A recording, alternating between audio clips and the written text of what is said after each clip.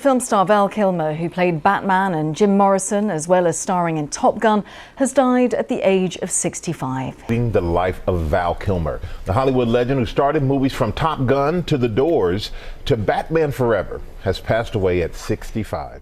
Val Kilmer, who once rocked Hollywood with his roles in Top Gun, Batman Forever, and The Doors, has passed away at the age of 65. His death did not shake the media, did not come with shocking statements or glamorous funerals, but it left a deep resonance in the hearts of his family, friends, and those who had worked with him. After nearly a decade of living in the shadow of illness and withdrawing from the crowd, Kilmer departed quietly, in the same way he chose to live during his final years. All that silence was broken when his family, daughter Mercedes, son Jack, and a few close ones, opened a carefully prepared will. What was revealed inside brought them to tears, not because of vast wealth or material value, but because of the way Val Kilmer had silently prepared his farewell to the world. Val Kilmer died on April 1, 2025, after many years of silently battling throat cancer. Less than 48 hours after his death, his private attorney of nearly 2 decades convened a confidential meeting with the family at the Los Angeles home that had served as Kilmer's private workspace. There, the official will was presented to his 2 children, Mercedes Kilmer, 34, an actress, and Jack Kilmer, 30, an actor and producer. The will spanned 27 pages and was last updated about 6 weeks before Kilmer's death. Its contents went beyond asset distribution and included many personal documents prepared specifically for each individual.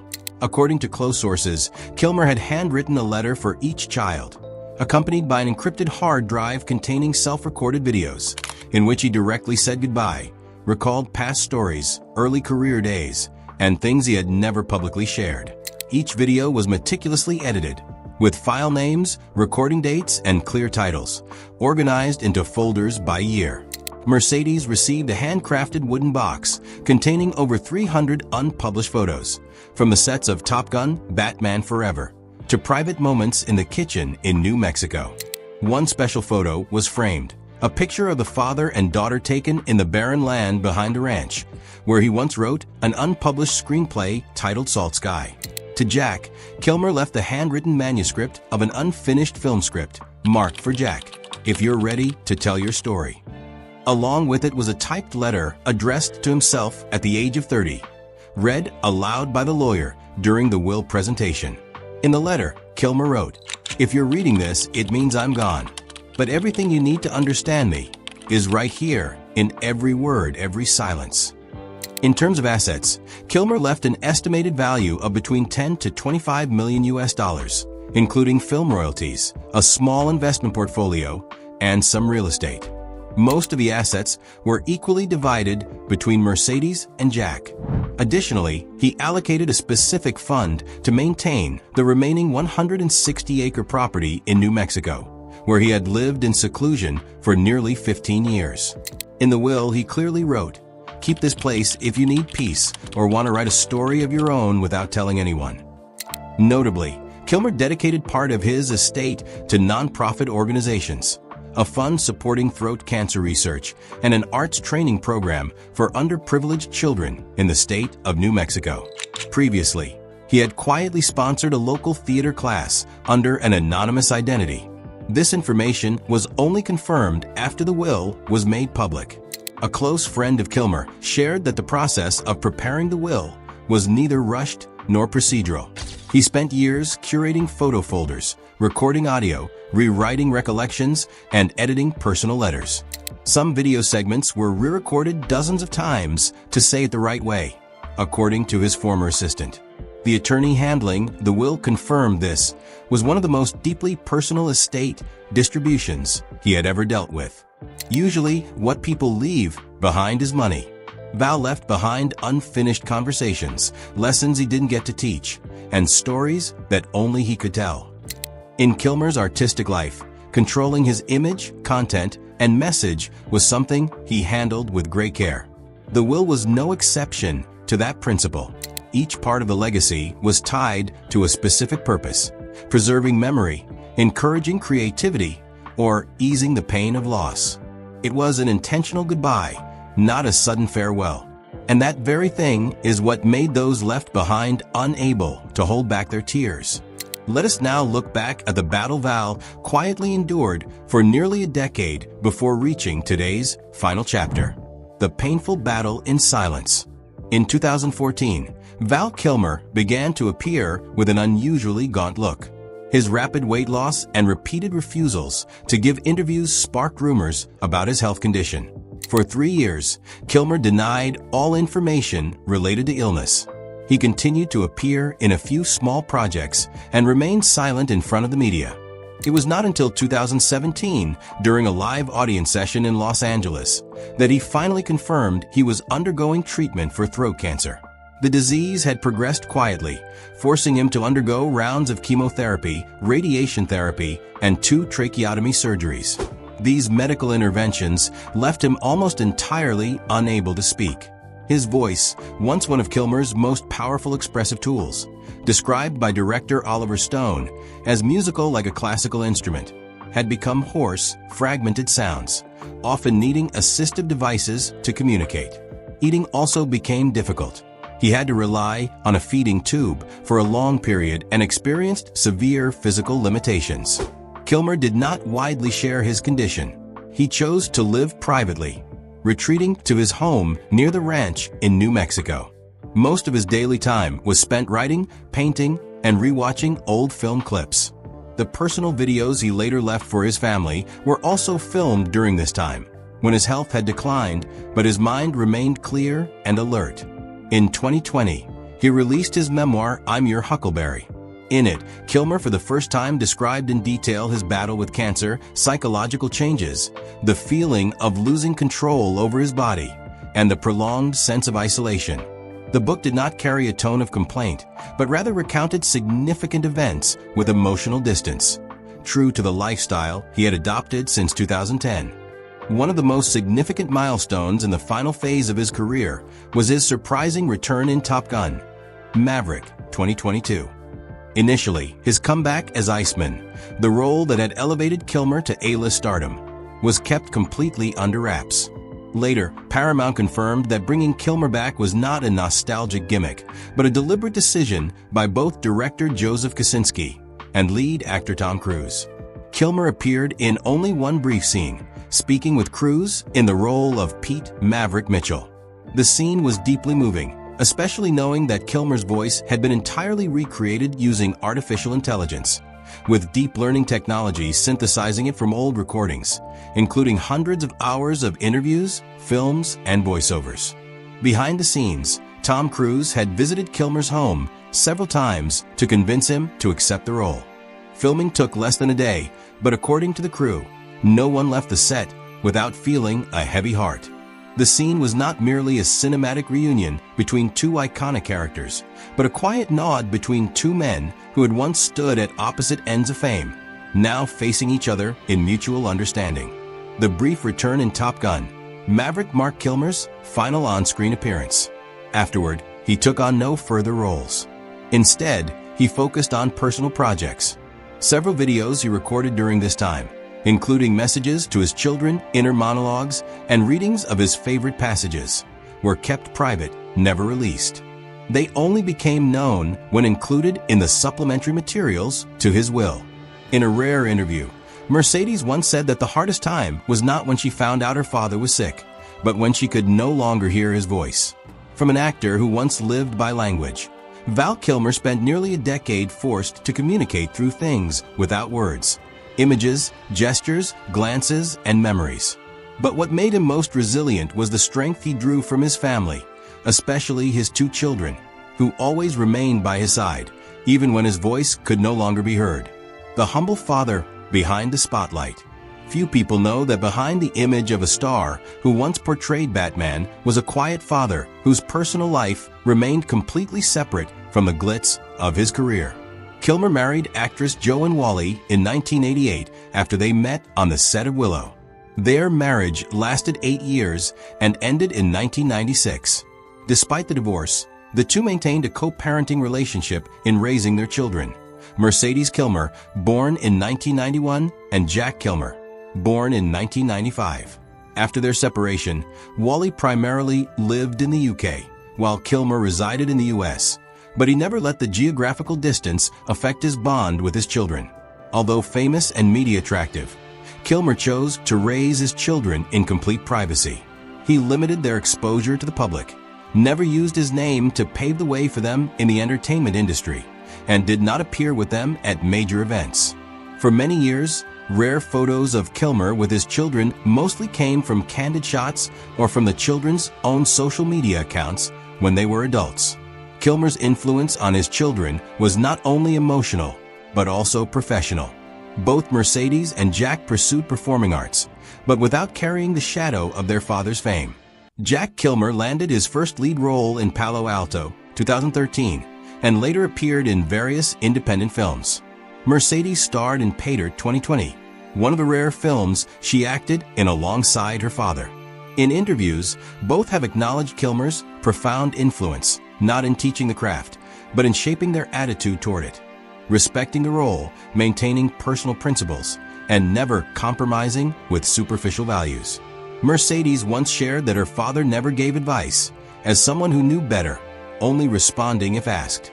He never pressured us into acting, nor did he ever rank any of our choices as better or worse. But he always made it clear that art is serious work, not for fame, but to say what you want to say, she said in a 2022 interview. As for Jack, when asked about his most vivid memory of his father, he didn't mention film sets or public events, but rather the times in New Mexico, where they would spend hours watching old movies, analyzing cinematography, camera angles, and performance styles. My father always saw cinema as a tool for dialogue, but when he lost his voice, he taught me how to use the eyes in place of words. The choice to live discreetly, away from the glamorous entertainment world of Hollywood, was not just a personal reaction to fame, but a natural outcome of Kilmer's top priority: family. In his final years, when illness prevented him from returning to film sets, he spent most of his time organizing and editing his personal archive, what he called fragments of time no one else is allowed to touch. Out in the world, Val Kilmer may have been known as a fierce artist, a rebellious star, even an unpredictable figure. But inside his private home in Santa Fe, where only he and his children regularly spent time, he was a quiet, steady, and meticulous father. That was the role Kilmer considered the most complete version of himself.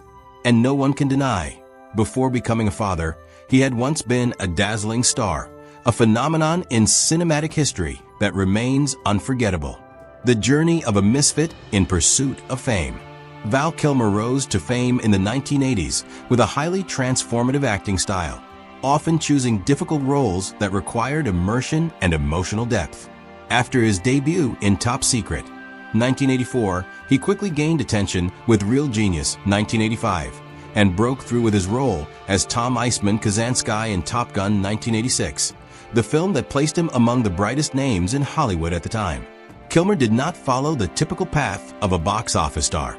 Instead of accepting easy commercial roles, he frequently turned down scripts he felt lacked depth, even passing up many opportunities to collaborate with major studios in search of more challenging parts. In 1991, he portrayed Jim Morrison in The Doors, a performance highly praised by critics, demonstrating a level of character control that far exceeded expectations. This was followed by his role as Doc Holliday in Tombstone, 1993, and Bruce Wayne/Batman in Batman Forever, 1995. A controversial choice, but one that also proved Kilmer was unafraid to take on major roles, even under the weight of public scrutiny. Throughout his career, Kilmer held a clear stance. He would not compromise on roles that failed to genuinely interest him. This made him an unpredictable figure for directors and producers. Some considered him difficult to work with, perfectionistic, even aloof. But those who had long-term collaborations with him said that was simply how he protected the work and refused to be swept up by Hollywood's industrialized processes. Kilmer's career did not follow a straight trajectory. After reaching peaks in the 1990s, he gradually withdrew from major projects, shifting toward artistic films, supporting roles, or personal endeavors. Part of this was due to conflicts with major studios, but it was also because Kilmer couldn't find roles he felt were worth coming back for. In 2002, he decided to leave Los Angeles and purchased a ranch spanning over 6,000 acres in New Mexico, which later became his living and creative space for nearly 2 decades. The Santa Fe Ranch was not just a retreat.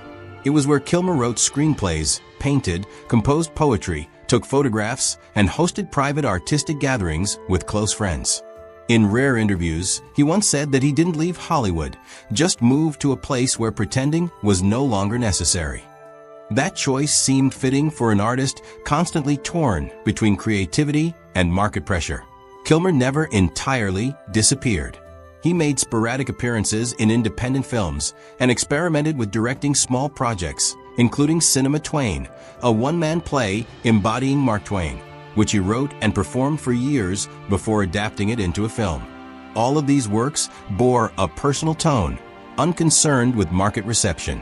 In recent years, as his health declined, he withdrew completely from public life, except for his brief return in Top Gun: Maverick, a final note that closed his cinematic career quietly but completely.